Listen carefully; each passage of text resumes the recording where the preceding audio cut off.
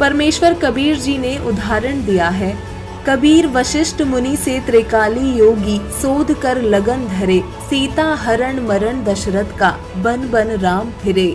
अर्थात जिस समय श्री रामचंद्र जी का विवाह सीता जी से होना था, उस विवाह की शुभ लगन तिथि राजा दशरथ के गुरु ऋषि वशिष्ठ जी ने सोध कर रखी थी। कहा था कि बच्चे सदा सुखी जीवन जिएंगे, लेकिन विवाह के तुरंत बाद कैसी दुर्गति परिवार की तथा दोनों पति पत्नी यानी श्री रामचंद्र जी व सीता जी की हुई। श्री रामचंद्र जी को 14 वर्ष का वनवास मिला। उस दुख में राजा दशरथ चौबारे पर चढ़कर श्री रामचंद्र यानी अपने प्रिय पुत्र को वन में जाते देख रहे थे। तभी पैर फिसल गया, जमीन पर गिरकर मृत्यु हो गई। श्री राम व सीता वन वन में भटके। क्या बचाव किया उस लगन ने। इसलिए हमें शास्त्रोक्त विधि यानी सामान्य विधि से विवाह करना चाहिए।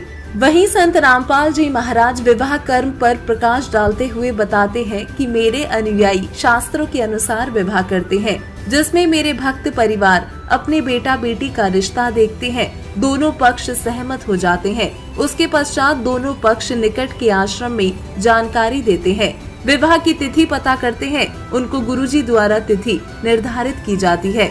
कोई नक्षत्र या पतरा या शुभ मुहूर्त आदि का ढोंग करके नहीं, सामान्य तिथि जिस दिन छुट्टी हो या सत्संग समागम हो या जो दोनों पक्षों की सुविधा अनुसार हो, निर्धारित तिथि को दोनों पक्ष आश्रम में या सत्संग स्थल पर यानी जो स्थान निर्धारित होता है वहां जाते हैं।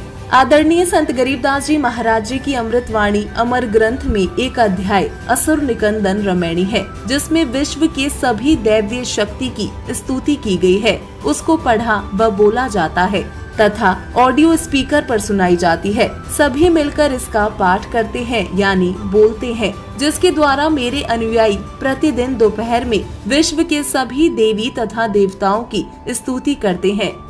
ये संपूर्ण पाठ 17 मिनट में पूरा हो जाता है। अर्थात इस तरह के विवाह में केवल 17 मिनट लगते हैं और विवाह संपन्न हो जाता है।